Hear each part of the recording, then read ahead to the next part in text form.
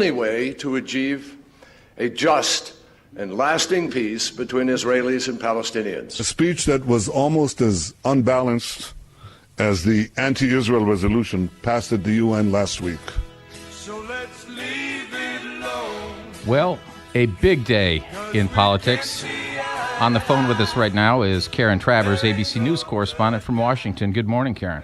Good morning. We don't usually get to have a musical serenade for our political topics. Nice. Yeah, this was quite a speech from John Kerry yesterday.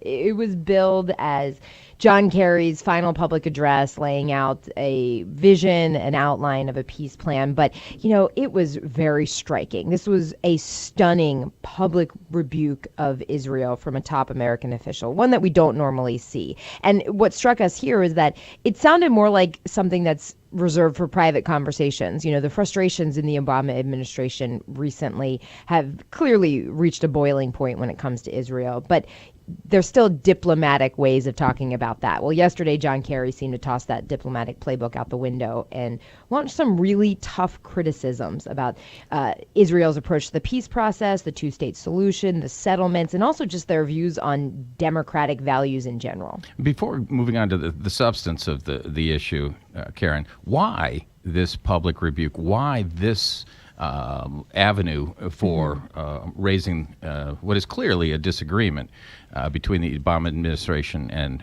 Prime Minister Netanyahu?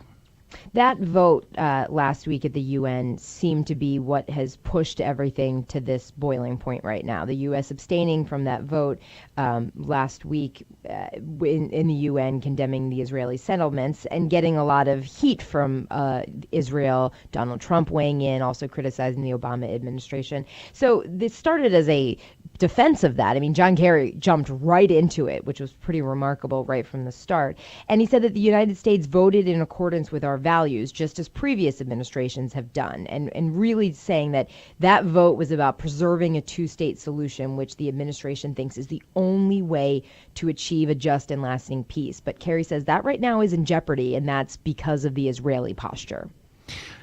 Prime Minister Netanyahu and Secretary of State Kerry were not the only ones at each other yesterday. We had President-elect Trump and President Obama exchanging barbs. They made up, it sounds like. Yeah, they changed their positions like a yoga instructor. So, yes, yesterday Donald Trump starts tweeting, of course, saying that, you know, he was told he thought this was going to be a smooth transition, and it's not, and was upset at, you know, what he seemed to suggest were roadblocks being set up by the Obama administration. He didn't get into specifics about that or talk about what it was he was frustrated with. But then later they actually spoke on the phone. The White House said that President Obama called Donald Trump yesterday, and like all of their other calls, it was, quote, positive and focused on continuing a smooth and effective transition. Donald Trump also dismissed all of the tensions of the recent days and said that they had a very, very good talk. So but I guess it's one thing to tweet. It's another thing to talk to a camera. And that, I think, raises a real issue that a lot of people are concerned about. And I, for one, am concerned about that. And that is we get these tweets, these just kind of tweets that seem to be, you know, from the hip.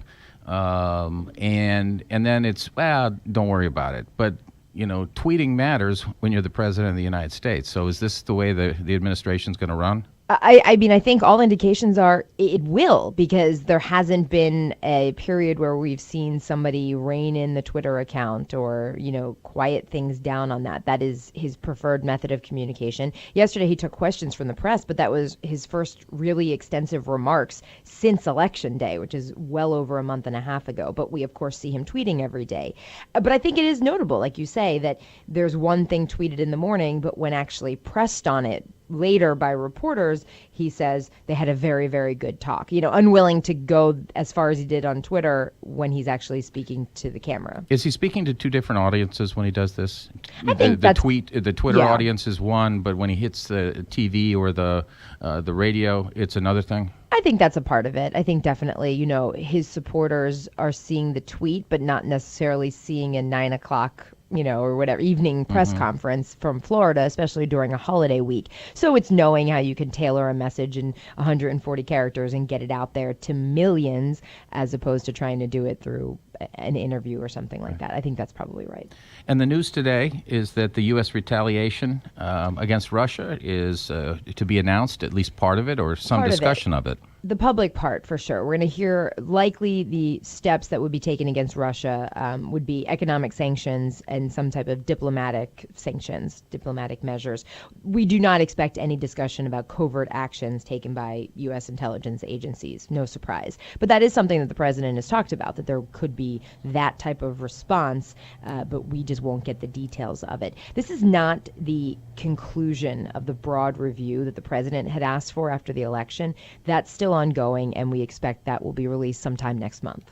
And that was discussed a little bit by Senator McCain and Senator Graham yesterday, saying that President-elect Trump disagrees with 99 of the U.S. senators on the issue. Yeah, they backed the White House on this, Yeah. and this is where it's setting up a really interesting immediate showdown, I think, between Republican senators and Donald Trump, because they want some tough response. I mean, Lindsey Graham flat out said that there has to be hard-hitting sanctions if this is all proven true. Yeah. No vacation for Karen Travers, ABC News correspondent from Washington. Thank you so much for joining us Thanks. this Have a great morning. day. You too. Bye. It is 6:28, 40 degrees.